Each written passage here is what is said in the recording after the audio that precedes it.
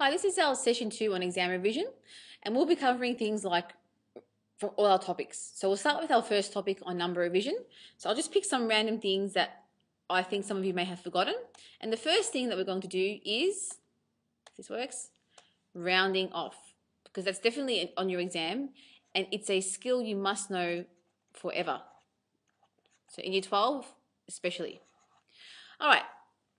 The question asks us, round off the following to number 2, decimal places. Now we know the keyword decimal places means numbers after the decimal point. So for question 1, you can see that we have 3 decimal places. There are 3 5s after that decimal.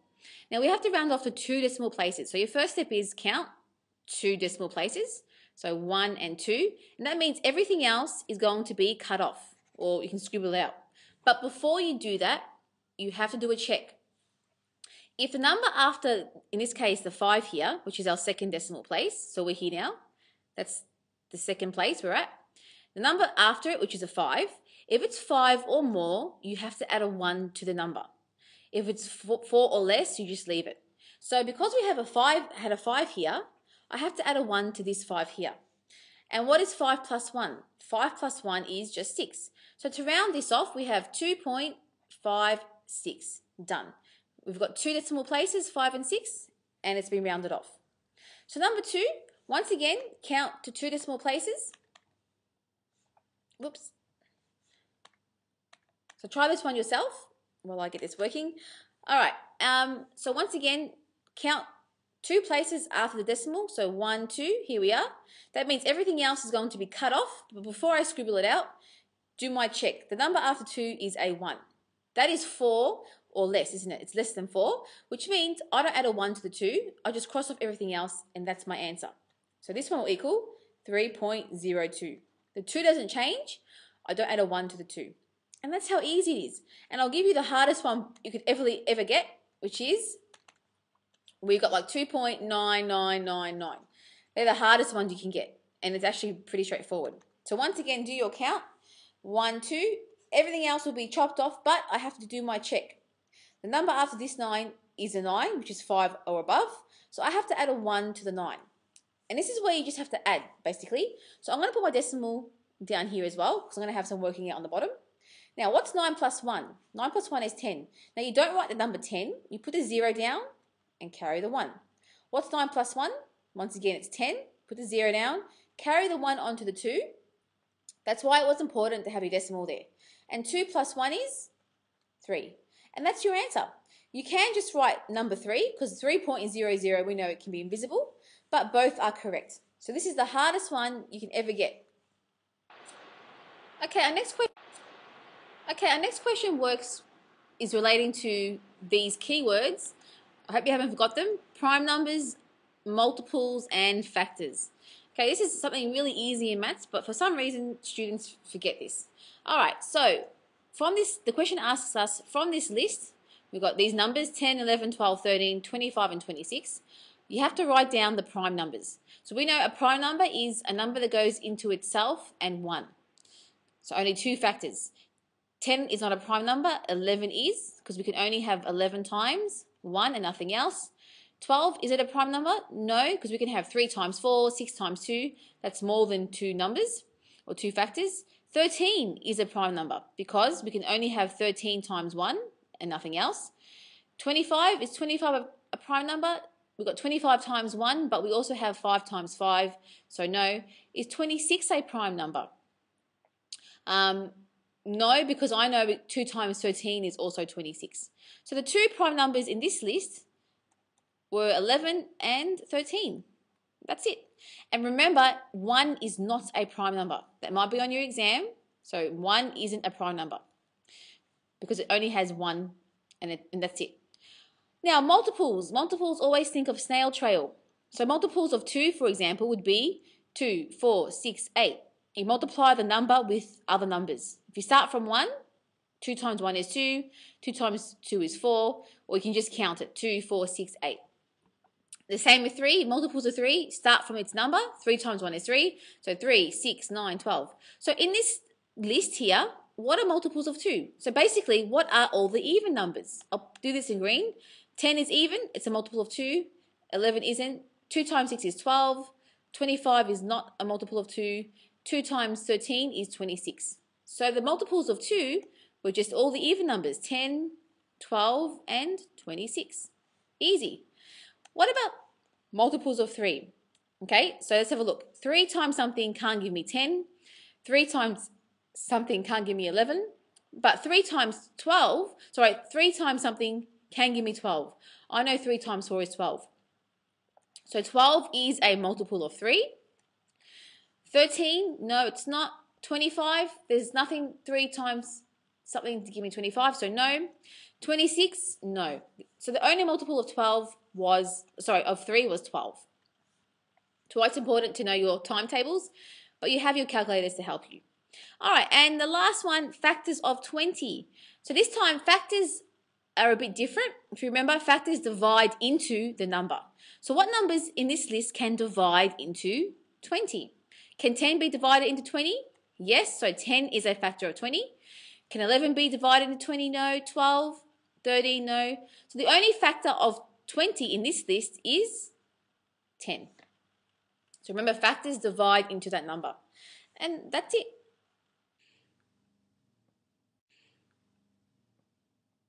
Now on the exam, you will be required to use some fraction skills, and there are questions like these, just involving numbers, no algebra. So the first one, you have to add these two fractions, and we know that whenever we see a mixed fraction, we have to first turn it into an improper one. So times and then plus, and then 5 times 2 is 10, and 10 plus 3 is 13 over 5. We always keep the same denominator, and then plus 10 over 11. And before we add these fractions, we have to first make the denominators the same. So the quickest way is multiply the numbers with each other.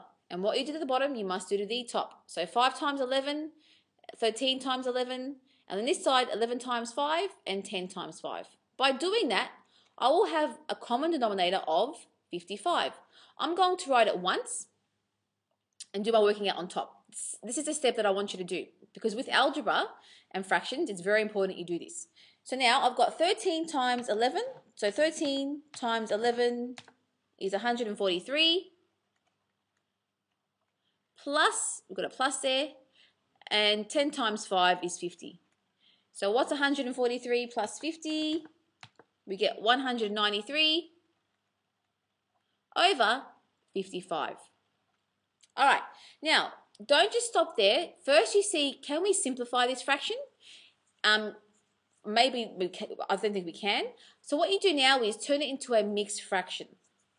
Now you actually have your fraction button on your calculator that will simplify it for you. So if I do it on my calculator, so 193, I push my fraction button. You should know how to use this by now. Okay? It actually gives me the answer. It tells me 55 goes into 193 3 times, and then 28 over 55. So all you have to do for questions like this that are with large numbers, put it into your calculator. Okay, if you're not sure, quickly see me tomorrow morning because it's really easy and the calculator does the work for you. All right, our next one. Now I'll just make some room. Our next question is where we have division. A lot of you on your test made a mistake. You forgot how to even work with this. So please make sure you revise this. Now, when we have a question like this, we have to turn division to times. It's always your first step, and you always flip the second fraction, not the first one. So I'll continue it up here. So we have 10 over 51 times, flip it, 51 over 1. And now simplify before you multiply. I can see I've got the same thing on top and bottom. That's gone and that's gone. So now I've got 10 times 1, which is 10. 1 times 1 is 1. My answer is just 10. That's how easy it is. So remember, when you divide, you flip it to turn it to times. And number 3, once again, simplify before you multiply. Anything from top and bottom. So as soon as you see the same thing on top and bottom, cross it off. 211, 211, gone. Doesn't matter where it is, as long as it's top and bottom. Next, I'll see I've got a 2 here and a 4 there. They're both even. So divide this by 2, it's a 1. 4 divided by 2 is just 2. Nothing else I can simplify. Can't simplify my 9 and 5 or my 5 and 2. So now multiply it out. 1 times 9 times 2 is just 18 over 5. Turn this into a mixed fraction. How many times can 5 go into 18? Well, I know that 5 times 3 is 15, so 3 times. And then 15, 16, 17, 18, remainder 3 over 5. And once again, you should be able to put this into your calculator, push your fraction button, and it will turn it into a mixed fraction for you to make sure you got it right. And looking at my calculator, yes, I've got it right. Now let's do a little bit of algebra. Now, if you remember, everything with index laws or whatever you do in algebra depends on the operation. Here we have a plus, here we have a times. So we've got the exact same terms, 2AB here, 2AB there, 3AB and 3AB, but our answer will be different because here we have plus. When you see a plus or a takeaway, you add your like terms or subtract them. So that means nothing else changes. Your answer will have A and B in there. The A and B does not change. The powers don't change. But because we have two ABs and AB here as well, we can add them. What's 2 plus 3? 5. So that would be your answer, 5AB. So only add or subtract the ones that are exactly the same. And remember, if I had a BA, it's the same as AB. But down here, because I've got a times, I now have to add the powers of the same bases. So first step is multiply your numbers. What's 2 times 3? 2 times 3 is 6. Numbers are gone. And now this is where you have to make a change. Add the powers of the same base, the same variables. So a way I do this is I write down all the letters I see. I've got A and B. That's it. And how many A's? Look at the powers. I've got a 1 there and a 1 there. 1 plus 1 is 2. And the B's, 1 plus 1 is also 2. Okay? And that's how easy it is. So always check your operation. If you're adding or subtracting, you don't add the powers, you just add the like terms. If you're multiplying, that's where the powers change. I hope you haven't forgotten this index law. Anything to the power of 0 is automatically a number 1. So this will be 1 plus 1, which equals 2.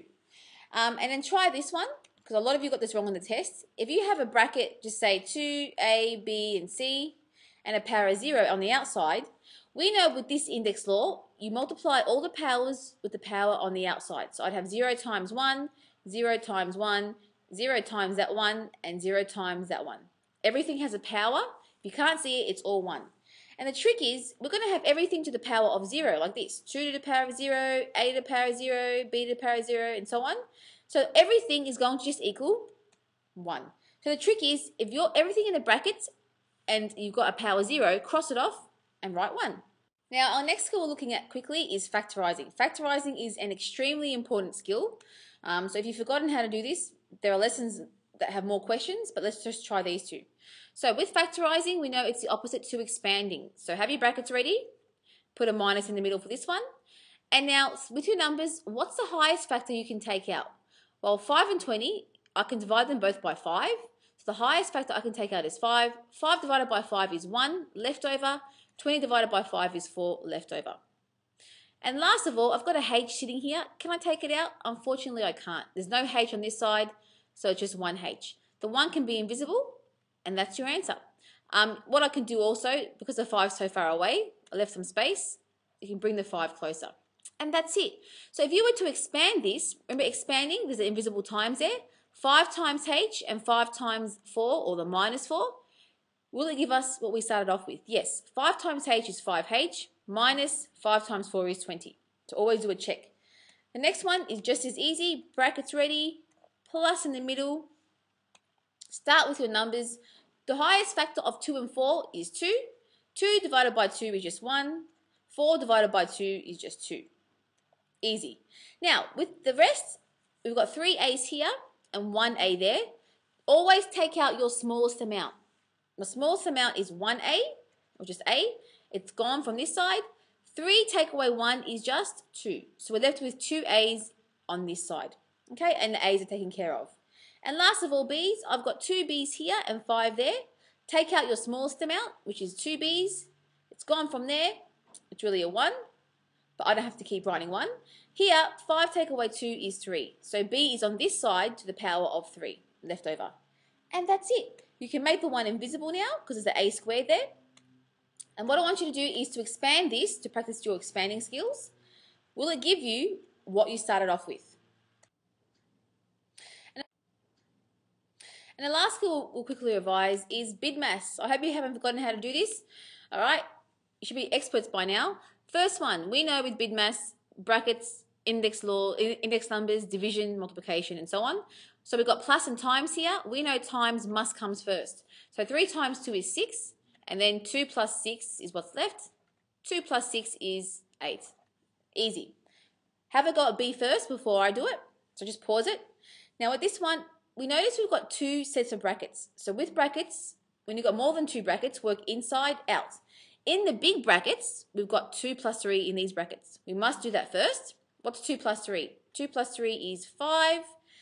And now I'm going to stop there and show my working out. 2 minus, the big brackets are still there.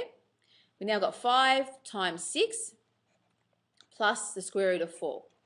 So now in my brackets, I've still got brackets. I've got 5 times 6.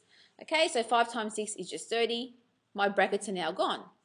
So I'm also going to do this. Square root of 4 is just 2. That comes next as well. That's like an index number. So 2 minus 30 plus 2. Now, of course, we work from left to right. So don't go 30 plus 2 first. Just go left to right. Okay, so what is 2 minus 30? Now, be very careful with negative numbers. 2 minus 30, put it in your calculator if you're not sure, is actually minus 28. Sorry about that. So 2 minus 30 is minus 28. So we've got equals, and then the plus 2. And what's minus 28 plus 2? So remember we're going back the other way. It equals negative 26. So you should have had negative 26 for that one. Okay? So please make sure you revise whatever you need to. You've got all the lessons on algebra, heaps on equations. So I really hope you guys do well tomorrow.